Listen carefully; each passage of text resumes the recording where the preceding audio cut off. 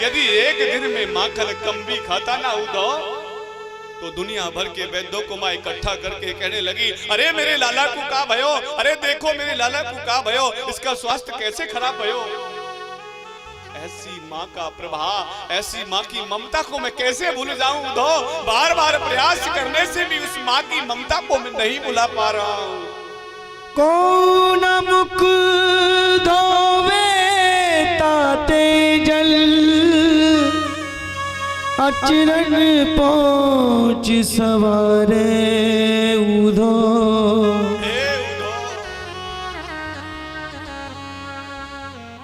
मैं नहीं भुला पा रहा हूं उधो।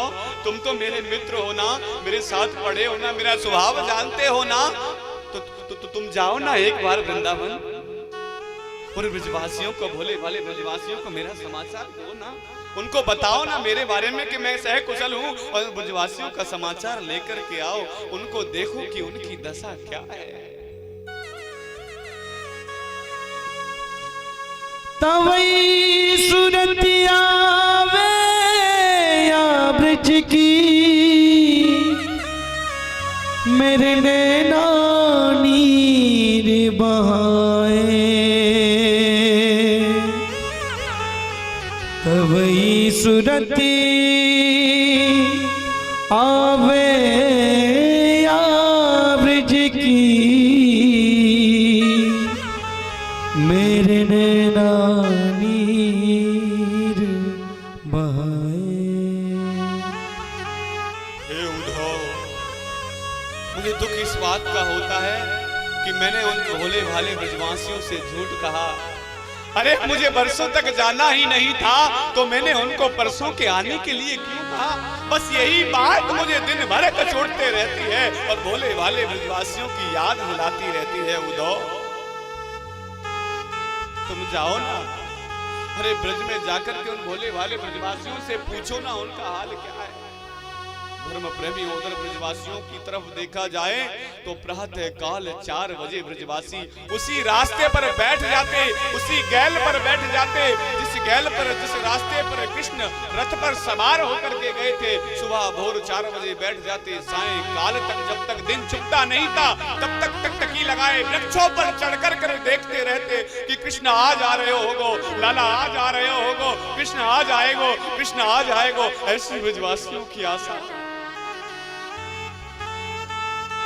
लेकिन जब शाम तक कृष्ण की आने का कोई संदेशा या कोई ऐसा समाचार नहीं मिलता तो भोले भाले ब्रजवासी माता यशोदा के महलों में जाकर के कहते, मैया अरे तेरो लाला तो बड़ो कठोर है, वो है ठगिया, आज भी नए आयो।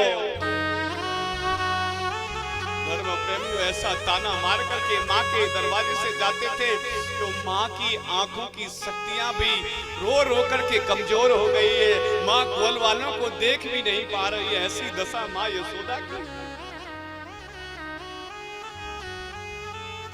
नित्य प्रतिदिन का सखाओं का ये कार्य था। सुबह 4 बजे ना कुछ खाया ना कुछ पिया, वृक्ष पर चढ़ करके नीचे बैठ करके आगे जाकर के देखते कि शायद आज हमारा कृष्ण आ जाएगा, शायद आज लाला आ रहा होगा। लेकिन धर्म प्रेमियों, आज इन ब्रजवासियों की आशा की किरण जागी है।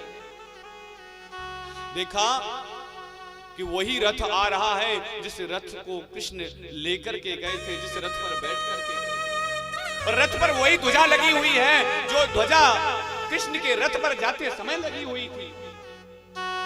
यह देख करके ब्रजवासियों की आशा की किरण जागी और देख करके कहने लगे, अरे कृष्ण आ गयो, अरे कृष्ण लाला आ गयो, अरे हमारा सखा आएगो, अरे मधुमंगल, अरे सुबल, अरे भैया कृष्ण आ गयो। झाड़ियों से निकल के कृष्ण के मिलने के लिए सखा भागे हो रहा है। अरे लाला आ गयो, लाला आ गयो, लाला आ गयो। धर्म प्रेमियों, मधुमंगल बीच में रह गया और ठुंड की झाड़ी में छुप गया और एक ग्वाल कहता है, चौ तुझे लाला की आने की खुशी नहीं है? तो मधुमंगल कहता है, अरे भैया मैं तो उस छलिया से गुस्सा हो गया हूँ, अब मेरे चरणन में पड़ के वो मोकू मनावे को तभी मैं बाकू बात करूंगा, अन्यथा मैं बाकू बात ना करूंगा। ऐसा भाव ब्रजवासियों का। धर्म प्रेमियों ब्रजवासी भाग रहे हैं, लेकिन मधुमंगल से ये सब देख करके रहा नहीं गया। मधुमंगल झाड़ी से निकल करके भागा और भाग करके भागते हुए कृष्ण को, भागते हुए सखाओं को देख करके कहने लगा, चौ तू तो कृष्ण से गुस्सा हो गया था। तो कहता है मालूम है, अरे भैया गुस्सा बाद में है, लूंगा पाकू पहले जी भर के देख तो लूं, पाकू एक बार नेत्रन ते निहार तो लूं। मधुमंगल सबसे पहले धर्म प्रेमी रथ की ध्वजा को पकड़ लिया, रथ के पहिए को पकड़ लिया और कहने लगा कि हमारा लाला इसमें है। लेकिन जैसे ही रथ के पास पहुंचे तो कह दिया, अरे भैया, अरे सखा